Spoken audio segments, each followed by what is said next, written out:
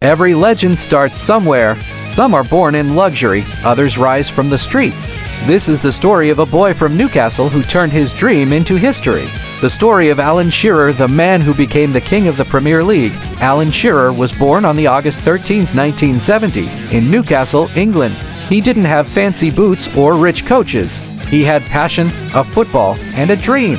Every evening, he'd play street football, lampposts as goalposts, walls as teammates.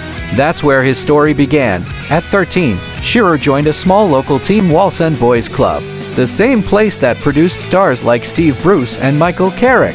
Funny enough, he wasn't even a striker then. He played in midfield because coaches thought he was too slow.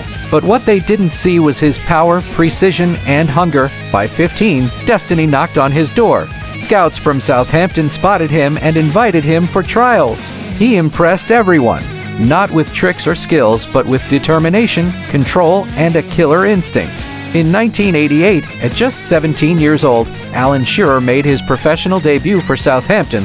Then came the match that changed everything. April 9, 1988, Southampton versus Arsenal. The world watched as a 17-year-old scored a hat-trick against one of the biggest clubs in England. He became the youngest player ever to do it. That day, a new star was born. In 1992, Shearer joined Blackburn Rovers for a record £3.6 million. And that's where he turned from a boy into a beast. Season after season, goals, goals, and more goals. 30 plus every year. In 1995, he led Blackburn to their first ever Premier League title. 3 golden boots. Endless records. The league had a new king, but Shearer's heart never left Newcastle. In 1996, he returned home, joining Newcastle United for a world record fee of £15 million. He didn't join for money or fame. He joined for love, to play for the club he supported as a boy. For 10 years, he carried his hometown on his shoulders. 260 Premier League goals, 11 hat tricks, 3 golden boots. No player, not even Harry Kane or Rooney, has ever broken his record.